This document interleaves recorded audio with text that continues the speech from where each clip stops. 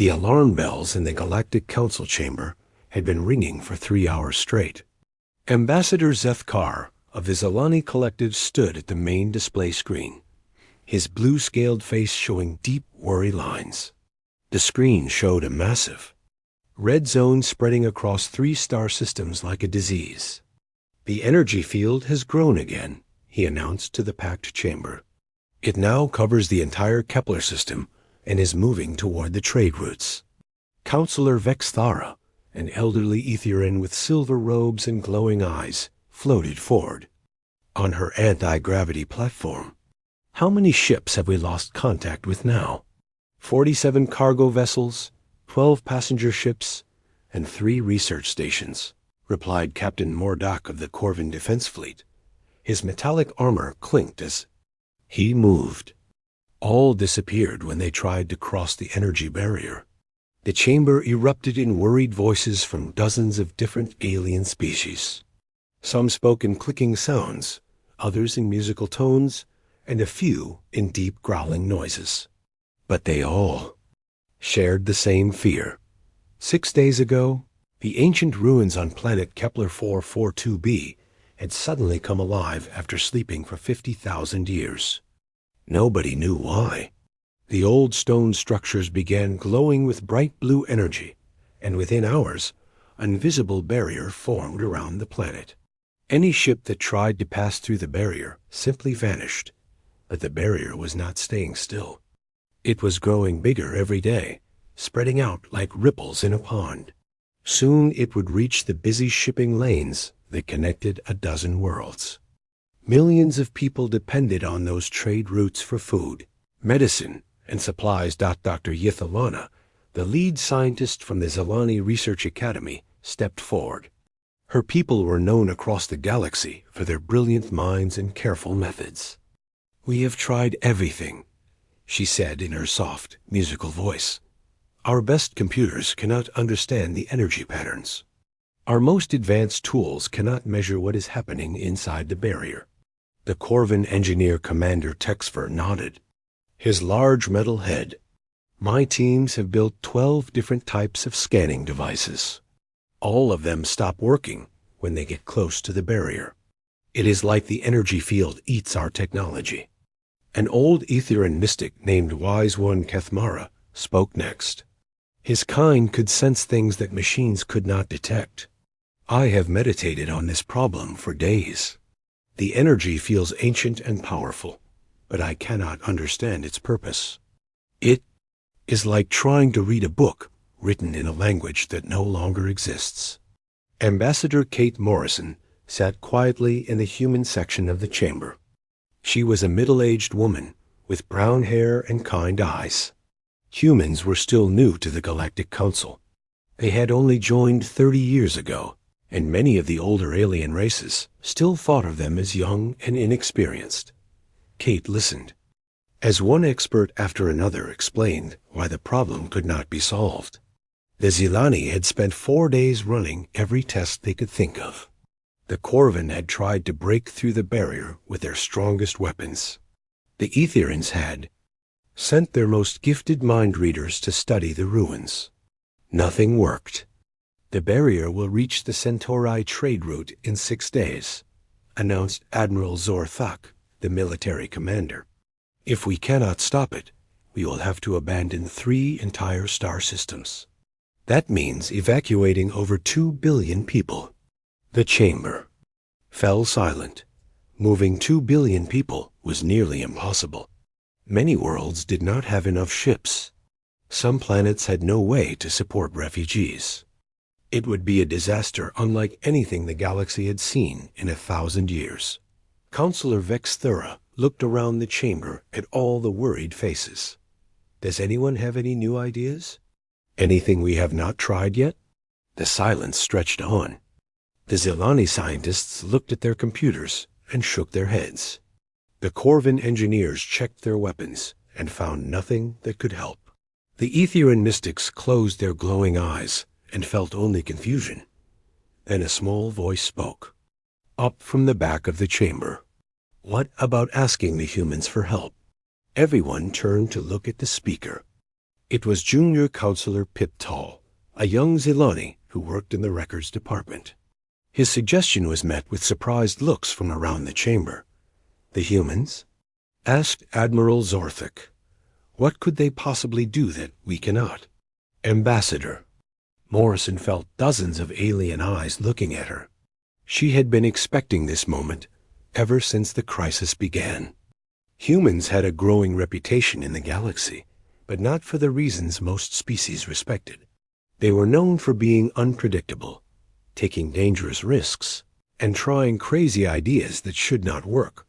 But somehow did Dr. Yithalana made a dismissive gesture with her long fingers. With respect to Ambassador Morrison, the humans have only been in space for a few hundred years. We are dealing with technology that is 50,000 years old. This requires careful study and advanced scientific methods. The humans do not think like we do, added Commander Texver. They make decisions too quickly. They do not plan properly. This situation requires precision and patience. But Counselor Vexthara was looking thoughtful. She had been alive for over 300 years and had seen many impossible problems get solved in unexpected ways. Tell me, Ambassador Morrison, how would your people approach this situation? Kate stood up slowly. She was much smaller than most of the aliens in the chamber, but her voice was clear and confident. Counselor, my people would probably start by asking a simple question that everyone else is too smart to ask, which is, what if the ruins are not broken? What if they are working exactly as they were designed to work? The chamber erupted in shocked whispers. The idea that the energy barrier might be intentional seemed impossible to most of the assembled aliens. But Kate continued speaking. Every species here has been trying to turn off the energy field or break through it. But maybe the question is not how to stop it. Maybe the question is what it is trying to do. Ambassador Zethkar looked puzzled. But if the ruins are working properly, then why are ships disappearing? Why is the barrier expanding? Kate smiled. It was the same smile that had worried alien diplomats for 30 years. I do not know, but I can promise you one thing. If you give us permission to investigate, we will figure it out. The chamber fell silent again. But this time, the silence felt different. For the first time in 6 days, someone was offering hope. Instead of explanations for why nothing could be done, Counselor Vexthara made her decision. Very well, Ambassador Morrison. When no one else knows what to do, perhaps it is time to call the humans in. Captain Alex Turner was drinking his morning coffee when the emergency signal came through. The bridge of the UES Endeavour suddenly filled with flashing red lights and urgent beeping sounds. Alex nearly spilled his coffee as he jumped up from his captain's chair. What is it, Danny? He called to his communications officer. Lieutenant Danny Cooper looked up from his control panel with wide eyes. Sir, we are getting a Priority 1 emergency call from Earth Command. They want to speak with you right now. Alex had been captain of the Endeavour for 5 years. In that time, he had only received 3 Priority 1 calls. Each time meant something very bad was happening somewhere in the galaxy. He quickly walked to his private office and activated the secure communication system. The face of Admiral Nancy Brooks appeared on his screen. She looked tired and worried. Alex, we need you and your team at the Galactic Council chambers immediately. There is a situation. What kind of situation, Admiral? The kind where everyone else has given up, and they are asking us to fix it. Admiral Brooks sent him a data file. You have 40 minutes to review this information and get your team ready. The Council is sending a fast transport to pick you up. Alex opened the file and read quickly. His eyebrows rose higher with each paragraph. Ancient alien ruins had activated and created an energy barrier that was growing bigger every day. Ships were disappearing. 3 star systems were in danger. The smartest aliens in the galaxy could not figure out what to do. They want us to solve this? Alex asked. They want us to try, Admiral Brooks replied. The Galactic Council just voted. Every other option has failed. You leave in 1 hour. Alex closed the communication and called his senior staff to the conference room. Within minutes, his 3 most trusted officers were sitting around the table looking at the same data file. Engineer Lisa Park was the first to speak. She was a small woman with short black hair and hands that were always dirty from working on machines. This energy pattern is completely new. Nothing in our databases matches it. Dr. Ben Collins, their xenoarchaeologist, was already taking notes on his tablet. He was a tall man with messy brown hair who spent most of his time studying old alien civilizations. The Vexthari ruins are 50,000 years old. We only have basic information about their culture. Commander Jake Sullivan, their tactical officer, crossed his muscular arms and frowned. The other species have been working on this for 6 days. What makes Earth Command think we can do better? Alex looked at his 3 officers. They had worked together for 3 years and had solved problems that other people said were impossible. But this was bigger than anything they had faced before. Because we do not think like they do, Alex said. Look at what the other species tried. The Xylani ran computer simulations for 4 days. The Corvin tried to blast through the barrier with weapons. The Aetherians sent telepaths to meditate on the problem. Lisa nodded. They are all trying to understand the barrier before they do.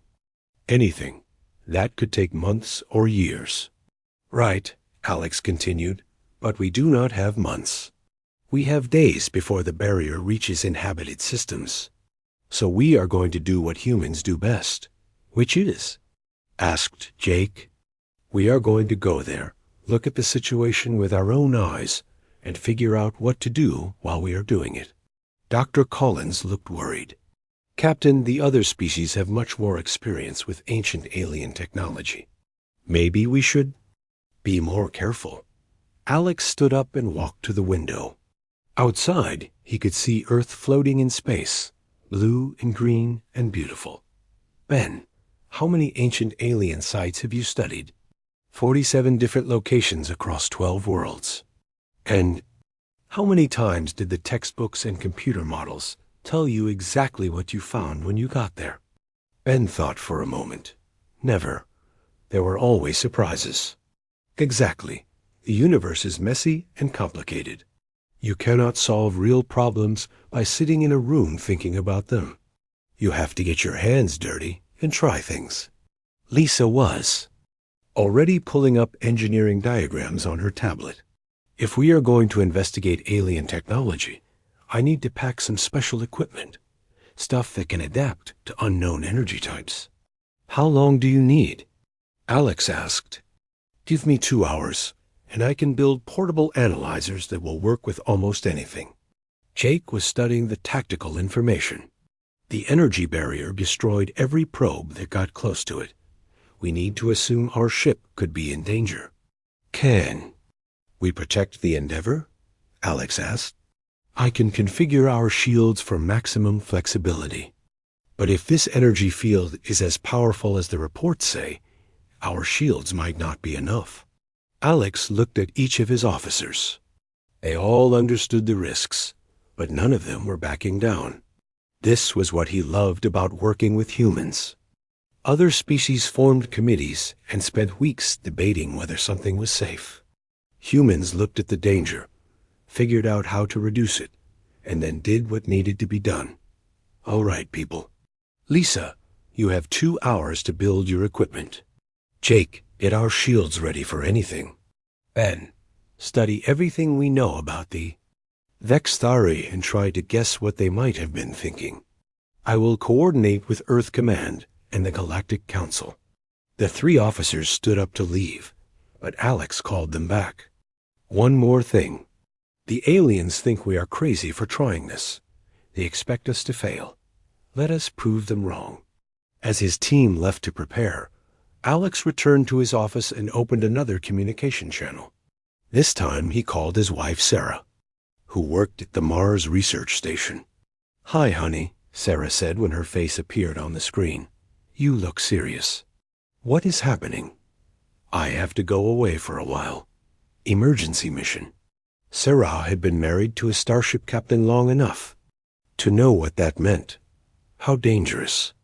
The kind where other people have given up trying. She smiled, but he could see the worry in her eyes. "That sounds like exactly the kind of problem you love to solve. The kind where no one knows what to do, so they call the humans in. Come home safe, Alex." "I will. I promise." An hour later, Alex and his team were aboard a Galactic Council transport ship heading toward the Kepler system. The alien crew members kept staring at them with mixtures of curiosity and concern. Most aliens still did not understand why humans were so willing to rush toward danger dot as they traveled through hyperspace. Lisa worked on her equipment. Ben studied historical data about ancient civilizations, and Jake planned defensive strategies. Alex sat in his chair and thought about the problem.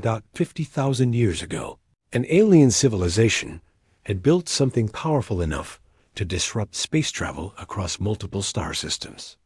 Every advanced species in the galaxy was treating it like a malfunction that needed to be fixed.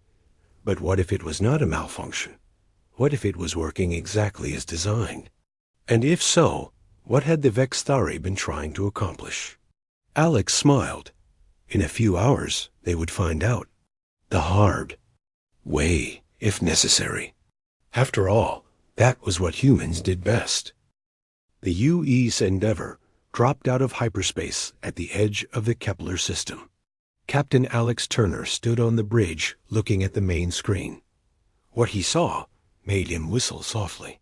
"That is one big energy field," said Commander Jake Sullivan. The barrier stretched across space like a giant soap bubble made of blue light. It covered the entire inner system, where planet Kepler 442b orbited its star. Even from millions of miles away, they could see the energy crackling and shifting like lightning in a storm cloud.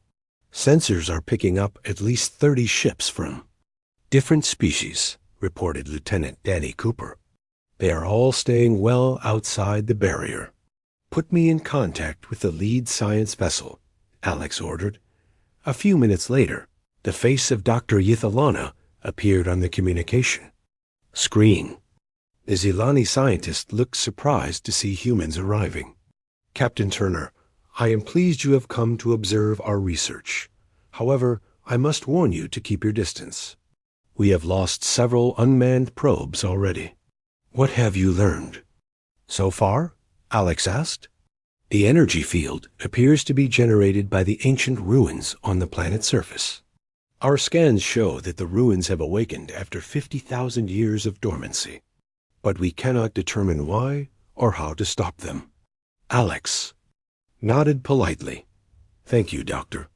We would like to take a closer look." Dr. Yithalana's eyes widened. "Captain, I strongly advise against approaching the barrier. It has destroyed everything that tried to pass through it." "We will be careful," Alex said, then closed the communication. Chief Engineer Lisa Park looked up from her control panel. "Captain, their approach is all wrong." "What do you mean?" "Look at where all the alien ships are positioned. They are studying the barrier from the outside, trying to understand it before they do anything. But the real answers are on the planet." Dr. Ben Collins was reading data from his archaeological sensors. "Lisa is right. I am detecting massive underground structures beneath the ruins. The surface buildings are just the tip of something much bigger." Alex walked over to the science station. "What kind of structures?" "Hard to tell from this distance, but they extend deep into the planet, maybe even to the core. This is not just a building. It is a planetary installation." Jake looked concerned. "Captain, if we get too close and something happens to our ship, we cannot help anyone." Alex thought for a moment. The alien ships had been sitting outside the barrier for 6 days, running scans and taking measurements. They had learned almost nothing useful. Meanwhile, the barrier kept growing bigger. "Lisa, How are those portable analyzers coming along? Ready. To go, sir. I built them to work with unknown energy types. They should give us readings, even if our main sensors fail. Ben, what do you think the Vexthari were trying to accomplish? The archaeologist pulled up holographic images of similar ruins they had studied before. Every Vexthari site we have found was built for a specific purpose. They did not waste time or energy on decorations. If they built something this big, they had a very important reason. Alex made his decision. We are going in for a closer look. How close? Asked Jake. Close enough to get real answers instead of guesses. Alex ordered the ship to move toward the energy barrier. As they got closer, the alien vessels began sending urgent messages telling them to stay back. Alex ignored them. He had not come all this way to sit in space and watch. 1,000,000 miles from the barrier, reported the navigator. Sensors are showing strange readings, said Lisa. The energy is not random. There are patterns in it. What kind of patterns? It looks almost like communication signals, but in a format I have never seen before. Dr. Collins was getting excited. Captain, I think Lisa is right. The Vexthari were known for building communication networks. What if this barrier is not a weapon or a malfunction? 500,000 miles from the barrier, called the navigator. Alex could see the energy field more clearly now. It was beautiful in a frightening way. Waves of blue light rippled across its surface like ocean waves. But there was something else. The patterns were too regular to be random. Lisa, can you analyze those communication signals? I am trying, but the format is completely alien. It would take weeks to decode. We do not have weeks, Alex said. Then he had an idea. What if we are thinking about this wrong? What do you mean? Asked Ben. Everyone is trying to understand what the barrier is saying. But what if it is not trying to talk to us? What if it is trying to talk to something else? Jake frowned. Like what? Other Vexthari installations. Lisa scanned the galaxy for similar energy signatures. Lisa worked at her controls for several minutes. Captain, I am picking up faint responses. From multiple locations. Very faint, but they are there. How many locations? At least a dozen, maybe more. Alex felt pieces of a puzzle clicking together in his mind. Ben, did the Vexthari have other colonies? Yes, they had settlements throughout this part of the galaxy. But they all went dark 50,000 years ago. What if they did not go dark? What if they went to sleep? Dr. Collins looked confused. Sleep? Think about it. The Vexthari build a network of installations across the galaxy. Something happens that makes them shut everything down. But they build in a wake-up call. When the time is right, one installation activates and sends a signal to wake up all the others. Lisa was running new scans. Captain, you might be right. The energy patterns match what we would expect from a synchronized network trying to establish contact. 200,000 miles from the barrier, announced the navigator. Alex could see that his crew was nervous, but they trusted him. Alien ships were sending more urgent warnings, but Alex continued to ignore them. If this is a wake-up call, said Jake, what woke it up? Good question. Ben, what happens on this planet every 50,000 years? Dr. Collins checked his astronomical data. There was a rare planetary alignment 6 days ago. All 3 moons and the planet were in perfect line, with 2 other stars in the system. That is it, Alex said. The alignment was the trigger. The Vexthari set their system to activate automatically when the conditions were right. But why? Asked Lisa.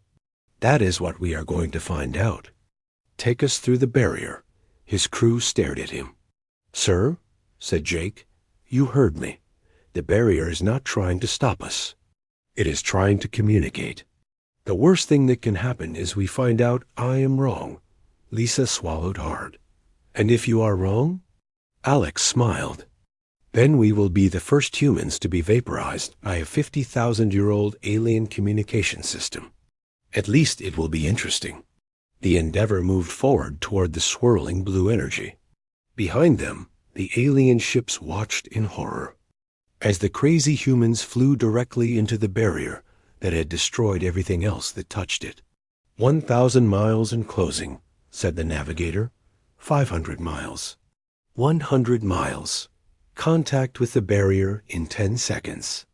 Alex held his breath as the ship touched the edge of the energy field.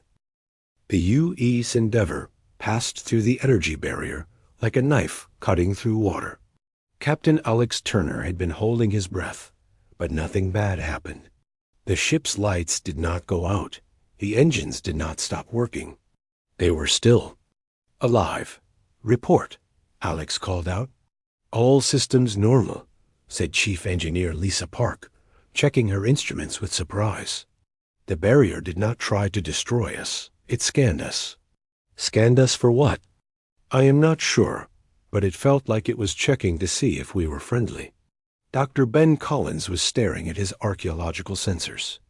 Captain, you need to see this. The ruins on the planet are responding to our presence.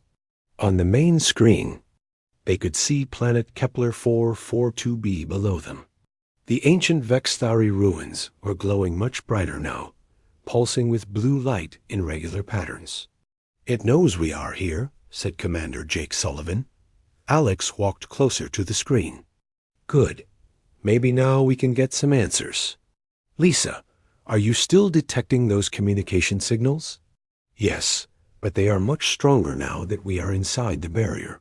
And Captain, I think I understand what the signals are saying. Tell me. Lisa pulled up a display showing wave patterns and data streams. The signals are not words or pictures. They are star charts. The ruins are broadcasting the locations of other Vexthari installations across the galaxy. Dr. Collins got excited. That makes sense. If this is a network wake-up call, each installation would need to know where the others are located. Alex nodded. And we are the first ship to get close enough to receive the full message. The alien ships staying outside the barrier could only detect fragments. Captain, said Lieutenant Danny Cooper from the communication station, we are getting very angry messages from the alien fleet. They want to know why we are not dead yet. Tell them we will explain later. Right now we have work to do. Alex turned to his science officer. Ben, I want you to scan the planet's surface. Look for any signs that the Vexthari installations are trying to do something specific. Already on it, sir. The underground structures are much more active than the surface ruins. It looks like the planet has a massive computer network running beneath the crust. A planetary computer? More than that. The network extends to the planet's core. I think the entire planet has been turned into one giant machine. Lisa was studying the energy patterns more carefully. Captain, the computer is trying to establish connections with the other installations, but something is wrong. What kind of wrong? Most of the other installations are not responding properly. The signals are reaching them, but they are not sending back the right answers. Jake looked worried. Could they have been damaged over the last 50,000 years? Maybe, said Lisa. Or maybe they need help waking up. Alex thought about this. The Vexthari had built a galaxy-wide network that was supposed to activate automatically after 50,000 years. But like any complex system, parts of it were not working perfectly after so much time. Can we help fix the network? Lisa checked her portable analyzers. I think so. The technology is very advanced, but the basic principles are similar to our quantum communication systems. If we could boost the signal strength, the other installations might respond better. How do we boost the signal? We use our ship's quantum drive to create a resonance with the planetary computer. Basically, we turn the Endeavor into part of the network. Jake looked alarmed. Is that safe? Probably not, Lisa admitted. We would be connecting our ship directly to alien technology that we do not fully understand. If something goes wrong, we could lose the ship. Alex looked at his 3 officers. They had come this far by taking risks that other species thought were crazy. But this was bigger than anything they had tried before. What is the worst that could happen? Our quantum drive could overload and destroy the ship, said Lisa. Or the alien computer could take control of our systems. Or we could accidentally damage the network and make the problem worse. And what is the best that could happen? We help the Vexthari network come back online and find out what it was built to do. Dr. Collins was reading more data from the planetary scans. Captain, I am finding evidence that the Vexthari civilization disappeared very suddenly. There are no signs of war or disease. They just stopped all activity at the same time, like they were preparing for something, Alex said. Exactly. And whatever they were preparing for, they thought it was important enough to build a galaxy-wide warning system. Alex made his decision. Lisa, start preparing the quantum resonance. Jake, get ready to cut the connection if anything goes wrong. Ben, monitor the planetary computer and tell me what it does when we link up. Sir, said Jake, maybe we should contact Earth Command first. Get permission for something this dangerous. By the time we explain the situation and wait for orders, the energy barrier will have reached the trade routes. Sometimes you have to act first and ask for permission later. Lisa was already working at her engineering console. I need 30 minutes to modify our quantum drive. The connection will only last a few minutes before the strain becomes too much for our systems. How will we know if it worked? If the other Vexthari installations start responding properly, we will see activity across the galaxy. If it does not work, we will probably be dead. Alex smiled grimly. I like those odds. While Lisa worked on the modifications, Alex called the alien fleet outside the barrier. Dr. Yithalana appeared on the screen looking very worried. Captain Turner, our sensors show you are still alive inside the barrier. How is this possible? Lee? Barrier is not a weapon, Doctor. It is a communication system. We are about to try something that might solve the whole problem. What are you planning to do? Something that will either fix everything or get us killed trying. Dr. Yithalana's face showed the expression that aliens got when humans were about to do something crazy. Captain, perhaps you should consider a more careful approach. Doctor, with respect, careful approaches have not worked. The barrier is still growing. Ships are still disappearing. Sometimes the universe does not give you time to be careful. Alex closed the communication and turned back to his crew. Lisa, how are we doing? 5 more minutes and we will be ready to try. Ben, what is the planetary computer doing now? Still sending signals to the other installations. Still getting weak responses. It seems frustrated, if a computer can feel. Frustrated. Maybe it is waiting for someone to help it. Jake was checking the ship's defensive systems. Captain, if this goes wrong, I cannot protect us from something this powerful. I know, but if we do nothing, billions of people will have to abandon their homes. We have to try. Lisa looked up from her work. Quantum drive modifications are complete. We are ready to establish the resonance connection. Alex took a deep breath. Do it. Lisa activated the modified quantum drive. Immediately, the ship began to vibrate as its systems connected with the ancient Vexthari network. On the main screen, they could see the planetary ruins growing even brighter. Connection established, Lisa reported. The planetary computer is using our quantum drive to amplify its signals. Is it working? Dr. Collins was watching his long-range sensors. Captain, I am detecting responses from Vexthari installations across the galaxy. They are waking up. How? Many? 12 confirmed so far.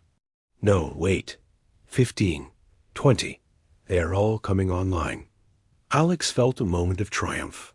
Then the ship shook violently, and alarms started ringing all over the bridge.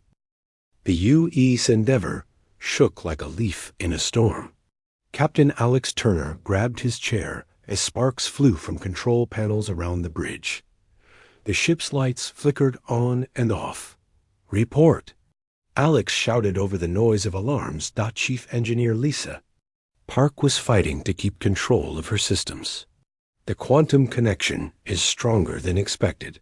The Vex-Thari network is pulling more power from our drive than we can safely provide. Can you cut the connection?" "Trying, but the alien computer is not letting go. It is like the network has been waiting 50,000 years for this moment and does not want to stop now." Dr. Ben Collins was staring at his sensors in amazement. "Captain, you need to see this. The network is not just waking up. It is downloading massive amounts of data." "What kind of data?" "Star charts, scientific readings, historical records. 50,000 years worth of information is flowing between all the installations." Commander Jake Sullivan was checking the ship's structure. "Hull stress is approaching dangerous levels. Whatever this network is doing, it is using our ship as a power source." Alex looked at the main screen. Across the galaxy, ancient Vex-Thari ruins were lighting up like Christmas trees. The network that had been asleep for 50,000 years was fully awake and very active. "Lisa, how long can our systems handle this strain?" "Maybe 5 more minutes before something critical fails." "Ben, can you tell what the network is trying to accomplish?" Dr. Collins was working frantically too. "Translate the alien data streams. It is hard to understand, but I think the network is analyzing current galactic conditions. It is comparing what it finds to some kind of expected threat." "What threat?" "I am not sure yet. The data is in an ancient format that will take time to decode." The ship shook again, harder this time. Alex could hear metal groaning under stress. They were running out of time. "Captain," said Lieutenant Danny Cooper, "the alien fleet outside the barrier is requesting an update. They want to know if we are in trouble." "Tell them we are fine," Alex said, then added quietly, "I hope." Lisa was rerouting power for non-essential systems. "Captain, I have an idea. Instead of fighting the network, what if we help it finish whatever it is trying to do?" "Explain." "The network seems to be running some kind of analysis program. If we give it more computing power, it might finish faster and release our ship." "How do we give it more computing power?" "We link our main computer to the network. Let the alien system use our processors, along with our quantum drive." Jake looked alarmed. "That could give the alien computer control of our entire ship." "It already has control of our quantum drive," Lisa pointed out. "At least this way we might help it finish whatever it is doing." Alex thought quickly. They were trapped in a situation that was getting worse by the minute. The careful, cautious approach would be to keep trying to break free, but that was not working. "Do it," Alex decided. "Link our computers to the network." "Sir?" Jake started too. "Protest. We came here to solve an impossible problem. Sometimes that means trusting alien technology we do not understand." Lisa activated the computer link. Immediately, the ship's main computer began processing vast amounts of alien data. The information was flowing too fast for the human crew to follow, but they could see patterns in the data streams. "The network is definitely analyzing some kind of threat," said Dr. Collins. "It is comparing current star positions, gravitational fields, and dark matter distributions to predicted values." "Predicted by who?" "The Vex-Thari, 50,000 years ago." Alex was starting to understand. They built this network to watch for something specific. Something they knew was coming, but would not arrive for 50,000 years. "That is exactly right," said Ben. "And based on what I am seeing, that something is almost here." The ship's computer displays suddenly filled with star charts and astronomical data. The information was being presented in a format that humans could understand, as if the alien network was trying to communicate with them. Lisa, is the alien computer translating this information for us? Yes, it is adapting its output to match our language and mathematical systems. It wants us to understand what it has found. Dr. Collins was studying the translated data. Captain, this is incredible. The network has detected a massive dark matter anomaly approaching our galaxy. How massive? Big enough to disrupt the gravitational fields of entire star systems. If it passes through inhabited areas, it could destroy planets or knock them out of their orbits. Alex felt a chill run down his spine. When will it arrive? According to this data, the leading edge will reach the outer rim of the galaxy in 18 months. Jake was looking at tactical projections. The predicted path takes it through 7 inhabited star systems, including some of the most populated worlds in the galaxy. How many people? Over 50 billion. The bridge fell silent, except for the hum of computers processing alien data. Alex realized that the Vexthari had not built their network to cause problems. They had built it to save lives.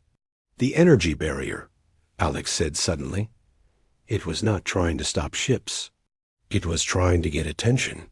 What do you mean? Asked. Lisa, think about it. The network activates automatically when the dark matter anomaly gets close enough to detect. But the Vexthari knew they would not be around to explain what was happening. So they made the network create a crisis that would force the current. Galactic civilizations to investigate. Dr. Collins nodded excitedly. Ships disappearing, trade routes disrupted, energy barriers expanding. All of that would guarantee that someone would come to investigate. And whoever investigated would find the warning about the dark matter anomaly, added Jake. But why did the network need our ship to complete its analysis? Asked Lisa.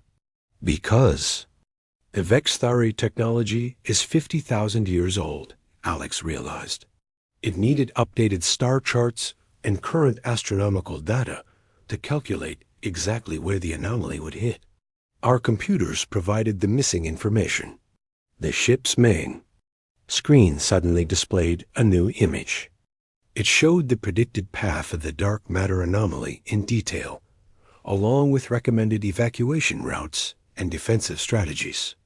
The network is giving us a battle plan, said Jake with amazement. Not just a battle plan, said Dr. Collins. It is showing us how to deflect the anomaly away from inhabited systems. Alex looked at the complex diagrams and calculations. Can it be done? According to this, yes. But it would require cooperation between all the major galactic civilizations. And it would need to start immediately. The ship stopped shaking. The alarms turned off. The connection with the Vexthari network stabilized into a gentle data flow. Instead of the violent power drain from before, the network has what it needs, reported Lisa. It is releasing our ship. Alex looked around at his crew. They had come to solve a simple problem about an expanding energy barrier. Instead, they had discovered a 50,000-year-old warning about a threat that could destroy billions of lives. Danny, open a channel to all ships in the area. We need to contact the Galactic Council immediately. What are you going to tell them? Asked Jake. Alex smiled grimly. That we solved their impossible problem and found an even bigger one. 6 months later, Captain Alex Turner stood in the main hall of the Galactic Council headquarters. The room was packed with representatives from every major species in the galaxy. But today was different from the desperate meeting that had started. This whole adventure. Today, there was hope. The dark matter deflection arrays are now operational in all 7 target systems, announced Admiral Zorthek to the assembled crowd. The first test firing will begin in 30 minutes. Alex looked around the room at the faces of his new colleagues. Dr. Yithalana of the Zelani was now his partner in analyzing Vexthari technology. Commander Texver of the Corvin worked with Chief Engineer Lisa Park, to build the massive deflection arrays.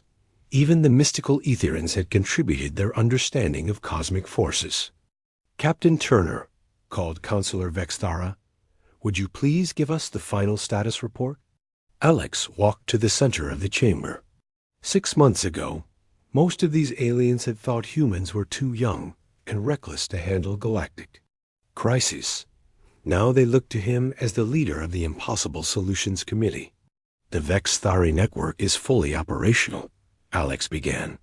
"All 23 installations across the galaxy are online and coordinating the deflection effort. The dark matter anomaly will reach the outer galaxy in 12 months, but we are ready for it." Ambassador Kate Morrison smiled at him from the human section. She had been promoted to head of Galactic Emergency Response after the success of the Vexthari mission. Humans were no longer seen as the crazy young species. They were seen as the ones who could solve problems that others could not. "How confident are we that the deflection will work?" asked Dr. YITH single quotes Lana. Dr. Ben Collins stepped forward. He now led the joint xenarchaeology team studying ancient warning systems throughout the galaxy. "The Vexthari calculations are very precise. They had 50,000 years to plan this defense. If we follow their instructions exactly, the anomaly will be deflected into empty space." "And if something goes wrong?" asked Commander Texfer. "Then we will adapt and try something else," said Alex. "That is what humans do." The alien representatives made sounds that Alex had learned to recognize as laughter. Over the past 6 months, working closely with human teams had taught them to appreciate the human approach to problem solving. "Attention all stations," came a voice over the communication system. "Dark matter deflection test begins in 10 minutes. Alex looked up at the main display screen. It showed the positions of the 7 deflection arrays that had been built using a combination of human engineering and Vexthari technology. Each array was the size of a small moon and powerful enough to bend space itself. Commander Jake Sullivan, who now trained mixed-species rapid response teams, checked his tactical display. "All arrays report ready status. Fleet coordination is operating smoothly." Lisa Park had spent the last 6 months working with alien engineers to build the deflection arrays. "Power levels are optimal. The Vexthari network is providing targeting data in real time. 5 minutes to test firing," announced a voice. Alex thought about how much had changed since that desperate day when the Galactic Council first asked for human help. The energy barrier around Kepler 442b was gone, but the Vexthari installations remained active, serving as an early warning network for future threats. "The test will use a small dark matter fragment that we detected last month," explained Dr. Collins. "If we can successfully deflect it, we will know the system works. 2 minutes to test firing." The room fell silent. Representatives from dozens of species watched the display screen showing the approaching dark matter fragment. It was tiny compared to the main anomaly, but still dangerous enough to disrupt several star systems if left alone. "All arrays charged and ready," reported Lisa. "Vexthari network confirms targeting solution," added Dr. Collins. 1 minute to test firing." Alex felt the same nervousness he had experienced when they first flew the Endeavour through the energy barrier. But this time, he was not just risking his own ship and crew. The success or failure of this test would determine the fate of billions of people. 10 seconds, came the announcement. 5 seconds. Firing. On the display screen, 7 brilliant beams of energy lanced out from the deflection arrays. They converged on a point in empty space where the dark matter fragment was passing. 4. A moment, nothing seemed to happen. Then the fragment's path began to curve. Slowly at first, then more sharply, the invisible mass changed direction. Instead of heading toward inhabited systems, it curved away toward empty space. The chamber erupted in cheers and celebration sounds from dozens of different species. The test had worked perfectly. Dark matter fragments successfully deflected, announced Dr. Yithalana. New trajectory will take it safely past all inhabited systems. Alex felt a wave of relief wash over him. They had proven that the Vexthari defense plan would work when the main anomaly arrived. "This calls for a celebration," said Counselor. "Vexthara. Thanks to human courage and Vexthari wisdom, our galaxy will survive." As the celebration continued around him, Alex thought about the message the Vexthari had left for future civilizations. They had known their own people would not survive to see the dark matter threat, but they had trusted that whoever came after them would be smart enough and brave enough to understand their warning. "Captain," said Ambassador Morrison, walking over to join him, "Earth Command has a new assignment for you." "What kind of assignment?" "The Andromedans have contacted us about a problem in their galaxy. Something about ancient machines that started working again for no apparent reason." Alex smiled. "Let me guess. Their best scientists cannot figure out what is happening?"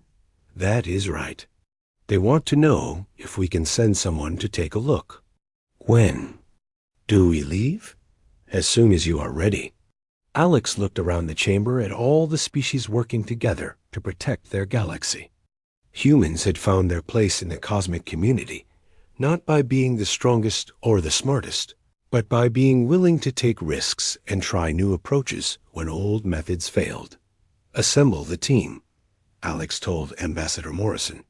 "When nobody knows what to do, they call the humans in, and we never let them down." Dr. Collins walked over to join them. "Captain, I have been studying the Andromedan data. Their problem sounds very similar to what we found here." "Ancient technology activating on its own?" "Exactly. I think we might be looking at another early warning system, something even older than the Vexthari network." Alex thought about the implications. If ancient civilizations throughout the universe had built warning systems about cosmic threats, then humanity's role in solving impossible problems was just beginning. "Well," he said, "at least we know we are good at this kind of work." Jake Sullivan joined the group. "The new rapid response teams are ready for deployment. We have mixed crews from 12 different species, all trained in human-style problem solving." "What do you call a human-style problem-solving approach?" asked Ambassador Morrison. "Simple," said Alex.